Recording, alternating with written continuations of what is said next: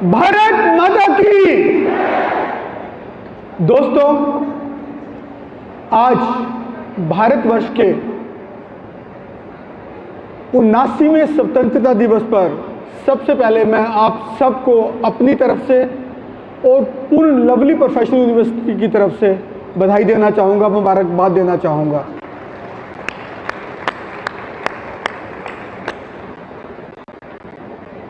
दोस्तों, जब हम 15 अगस्त की बात करते हैं तो हमें लगता है कि शायद एक तारीख है जिसको हमें सेलिब्रेट करना है, जिसको हमें उत्सव को मनाना है, और साल में हर वर्ष आता है, हर वर्ष हमें सेलिब्रेट करना है। पर क्या ये अकेली तारीख ही है? नहीं, ये वो वायदा है हमारा अपने देश के साथ कि देश चाहे आजाद हमारा 1947 में हुआ था, लेकिन कुछ चीजें अभी भी ऐसी है जिससे हमें देश को आजाद करना है। पॉलिटिकल फ्रीडम तो हमें मिल गई, लेकिन और चीजें हैं जिससे अभी आजाद करना है हमें। गरीबी से हमें देश को आजाद करना है, अनएम्प्लॉयमेंट से हमें देश को आजाद करना है, भूखमरी से हमें देश को आजाद करना है, जो बाहरी ताकतें बार बार हमें आके डिस्टर्ब करती हैं उससे हमें देश को आजाद करना है। और जब मैं एलपीयू में खड़ा होकर एलपीयू की बात करता हूं तो सबसे पहले जो अंग्रेजों की शिक्षा प्रणाली थी, जो उन्होंने क्लर्क पैदा करने के लिए बनाई थी, उससे हमें देश को आजाद करना है, उससे हमें भारत को आजाद करना है।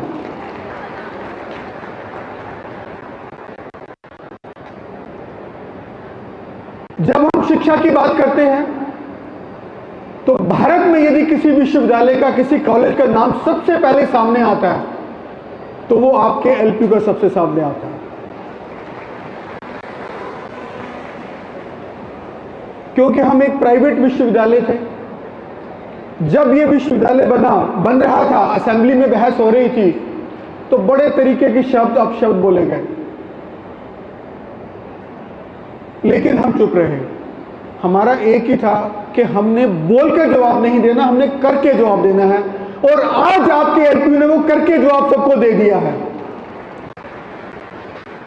जब हम एलपीयू के 25वें वर्ष में प्रवेश कर रहे हैं,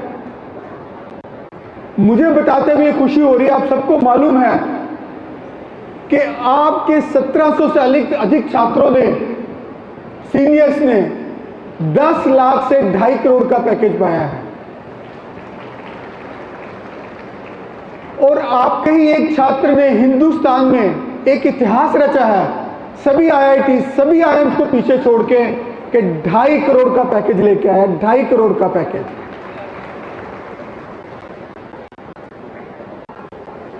जब हम एंटरप्रेन्योरशिप की बात करें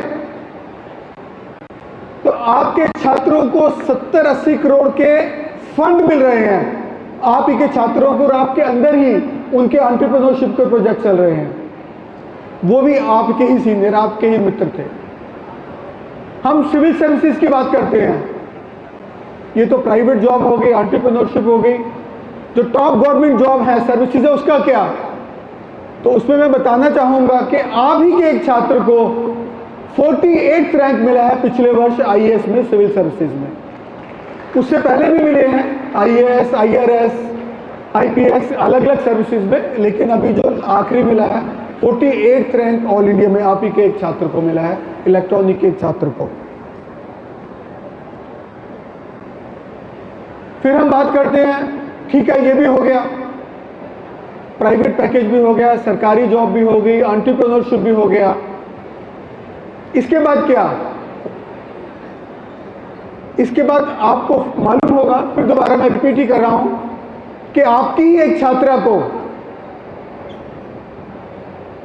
दुनिया में पहली भारतीय नागरिक होने जा रही है जो 2029 में स्पेस एस्ट्रोनॉट के तौर पे जाएगी। टूरिस्ट के तौर पे नहीं, एस्ट्रोनॉट के तौर पे जाएगी, वो भी आप ही की छात्रा है। आगे बात आती है, अच्छा ये भी हो गया, रैंकिंग्स क्या है हमारी। तो आपकी यूनिवर्सिटी, चाहे वो टाइम्स हायर एजुकेशन रैंकिंग हो, चाहे भारत सरकार की NRF रैंकिंग हो, लगातार आगे बढ़ती जा रही है। टाइम्स हायर एजुकेशन रैंकिंग में आपकी यूनिवर्सिटी पूरे हिंदुस्तान में सभी प्राइवेट, सभी सरकारी यूनिवर्सिटियां including IITs, IIMs 9th rank पर है। भारत की एक्रीडिटेशन की बात करें, आपकी यूनिवर्सिटी ने 2 वर्ष पूर्व एक रिकॉर्ड बनाया था कि हिंदुस्तान की 700 प्राइवेट यूनिवर्सिटीज और 30,000 प्राइवेट कॉलेजेस में पहला रैंक हासिल किया था 3.68 स्कोर के साथ।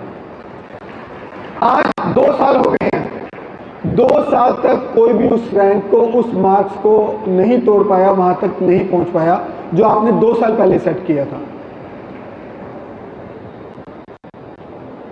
स्पोर्ट्स की जब हम बात करें, 2020 के ओलंपिक में आपने 13 प्लेयर्स भेजे। देश के लिए पहला गोल्ड एथलेटिक्स में आपका यूनिवर्सिटी का छात्र लेके आया। हॉकी में 10 सालों के बाद देश के लिए ब्रॉन्ज मेडल लेके आया, जिसमें कैप्टन भी आपका था, प्लेयर्स भी आपके थे। आपका एक छात्र सिल्वर लेके आया रेसलिंग में। और जब 2024 की ओलंपिक हुई पिछले वर्ष, आपने 117 लोग जो हिंदुस्तान से गए थे, उसमें से 24 छात्र आपने दिए, आपकी यूनिवर्सिटी ने दिए, मतलब 20% से भी ज़्यादा। इसके साथ साथ दुनिया में स्टैनफोर्ड यूनिवर्सिटी ने 37 छात्र भेजे ओलंपिक में, और आपकी यूनिवर्सिटी 24 छात्र भेजकर दुनिया की 2nd लार्जेस्ट यूनि बनी ओलंपिक में अपने प्लेयर भेजने में। भारत की मक्का ट्रॉफी होती है, उसमें लगातार 2 बार आप रनर्स अप रहे हैं, पिछले साल भी और इस साल भी, उसके लिए अलग से मुबारकबाद। AIU यूथ फेस्टिवल, वो भी भारत के 1200 यूनिवर्सिटीज और 50,000 कॉलेजेस पार्टिसिपेट करते हैं, या उनका पार्टिसिपेट करने का हक होता है। उसमें आप विनर्स की ट्रॉफी लेके, ऑल इंडिया यूथ ट्रॉफी लेके वापस लौटे हैं। लगातार 2001 से और अब 2025 में, 24-25 में हमने एक बहुत बड़ा इनिशिएटिव लिया शिक्षा क्रांति का, जो आप सबको मालूम है। मैं चाहूंगा कि आप सब उस शिक्षा क्रांति का अग्रणी बढ़े, कि पूरे हिंदुस्तान को नहीं, पूरी दुनिया को दिखाएं कि एजुकेशन कैसे की जाती है, कैसे पढ़ाई जाती है। और मुझे उम्मीद है कि LPU पूरी दुनिया में कैसे एजुकेशन होनी चाहिए, उसका एक नया आयाम स्थापित करके रहेगा, आप सबके सहयोग के साथ, आप सबकी मेहनत के साथ।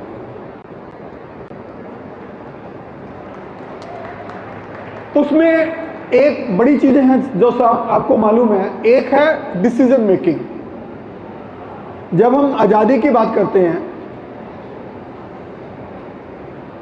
हम ये कहते हैं कि एक 18 साल का बच्चा लाइसेंस बना सकता है, 18 साल का बच्चा जाके वोट दे सकता है, अपनी सरकार चुन सकता है, 18 साल का बच्चा मैरिज, शादी कर सकता है। तो 18 साल का बच्चा अपना शिक्षा में उसको क्या पढ़ना है, क्या सिलेबस हो, कैसे पढ़ाया जाए, उसका फैसला क्यों नहीं कर सकता? तो अब इस शिक्षा क्रांति के माध्यम से ये आपको राइट मिला है कि आप डिसाइड करें आपको क्या पढ़ना है और कैसे पढ़ना है और कैसे इवैल्यूएट होना है।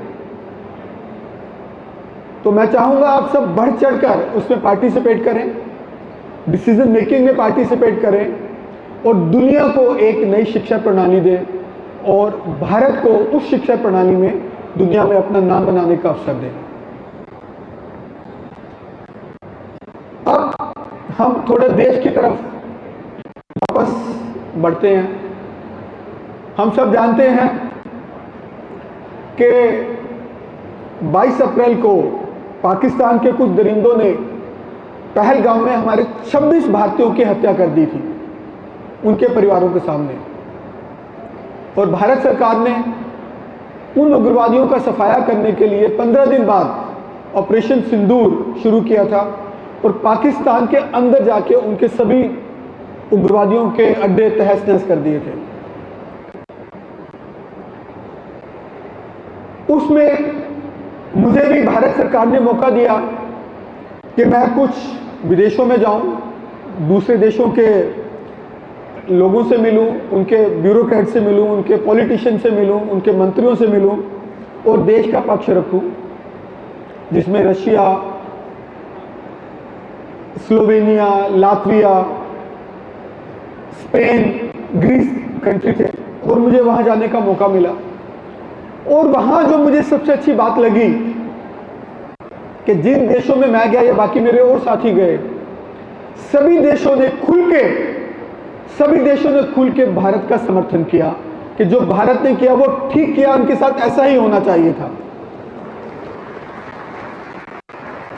और जो भारत ने उसमें कीर्तिमान स्थापित किया ऑपरेशन सिंदूर के माध्यम से, उससे कुछ विदेशी ताकतों को काफी तकलीफ हुई, जो वैसे तो हमारे मित्र हैं, लेकिन जब एक मित्र तरक्की कर रहा हो, इस लेवल की सामरिक समर्था उसमें आ जाए कि वो जब इच्छा हो पाकिस्तान के या विदेशी दुश्मनों के किसी भी ठिकाने पर यहीं रहते हुए सटीक तौर पर प्रहार कर सके, तो किसी को डाइजेस्ट नहीं होता, किसी को अच्छा नहीं लगता।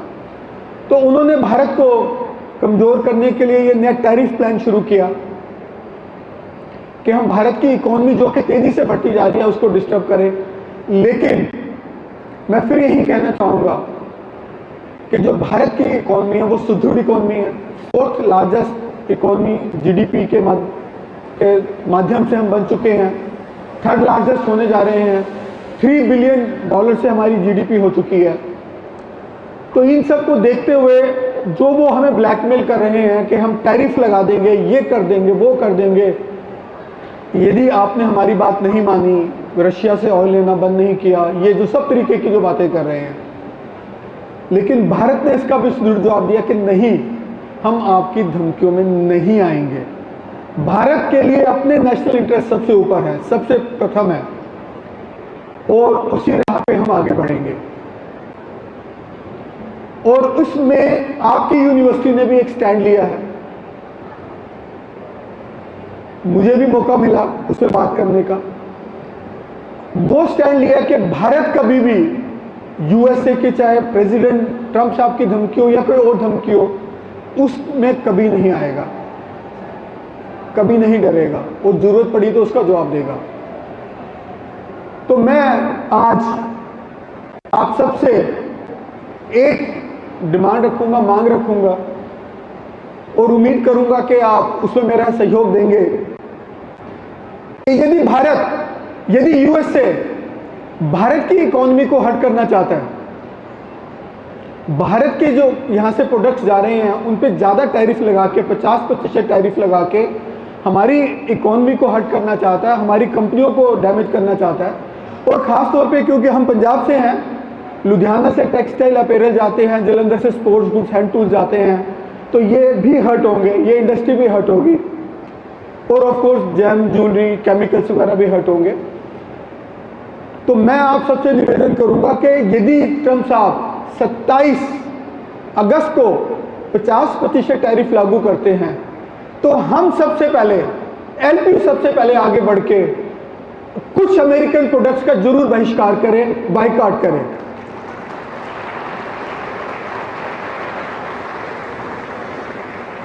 सबसे पहले जो मैंने सोचा है कि सबसे पहले जो उनकी कोला कंपनीज हैं, बेवरेजेस कंपनीज हैं, उनकी प्रोडक्ट्स का हम बहिष्कार करेंगे, एलपी से शुरुआत करेंगे।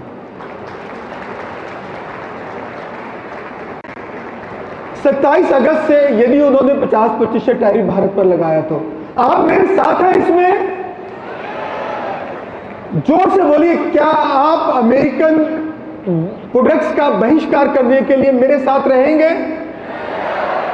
Thank you. तो ये जो सभी इधर बैठे हैं और जो यहां नहीं बैठे, उन तक भी ये मैसेज पहुंचाना है कि यदि अमेरिका ने 50% टैरिफ भारतीय प्रोडक्ट्स पे लगाया, तो हम उनकी प्रोडक्ट्स का बहिष्कार एलपीयू के कैंपस से करना शुरू करेंगे, क्योंकि यही हमारी नीति है, यही हमारा रिवाज है।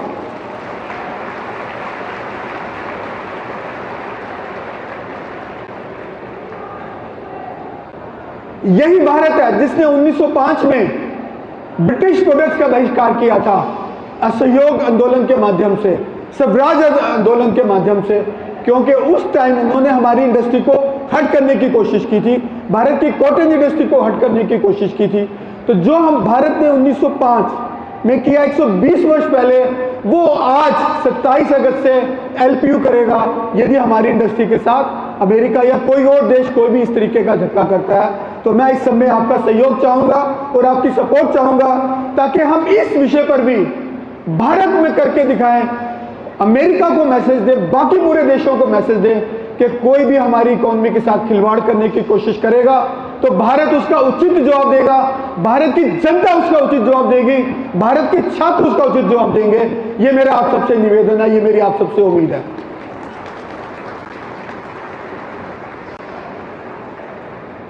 एक, क्योंकि ये भारत का जो ये आंदोलन या रहा मैंने शुरू की थी, भारत में तो ये फैला ही बुरी तरह से, आप सबने बड़ा सपोर्ट किया। जो मैंने लेटर लिखा था ट्रंप साहब को, एक बात मैं और आपसे अच्छी शेयर करना चाहूंगा कि कल सुबह मुझे जो कैनेडियन ब्रॉडकास्टिंग कॉरपोरेशन है, वहां की सरकार की ब्रॉडकास्टिंग एजेंसी है जिसमें टीवी रेडियो सभी आते हैं, कल सुबह उनका मुझे फोन आया कि वो इस विषय पर पूरे कनाडा में रेडियो के माध्यम से ये बात फैलाना चाहते हैं कि भारत ने अमेरिका के खिलाफ इस पर स्टैंड लिया है, और एक भारत की यूनिवर्सिटी ने स्टैंड लिया है, भारत की यूनिवर्सिटी के चांसलर ने स्टैंड लिया है। और कल रात को उन्होंने फिर 10 बजे वो रिकॉर्डिंग की है, और मुझे लगता है वो जल्दी ही आज ब्रॉडकास्ट होने वाली है। तो आप जान सकते हैं कि जो आपका एलपीयू से जो मैसेज गया वो दुनिया में भी पूरा फैल रहा है, भारत में तो फैल ही रहा है, पूरी दुनिया में भी पूरा फैल रहा है। तो मैं सबको, आपकी स्ट्रेंथ को और आपके जज्बे को इस चीज़ के लिए नमन करता हूं, सलाम करता हूं और मुबारकबाद देता हूं।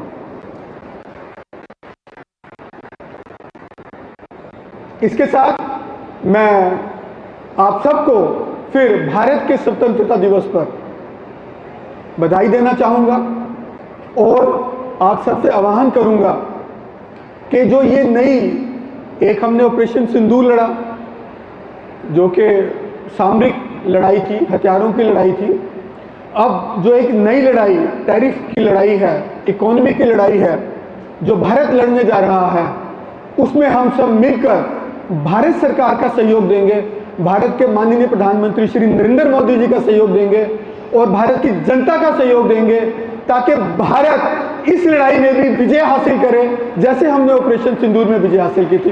बहुत बहुत धन्यवाद।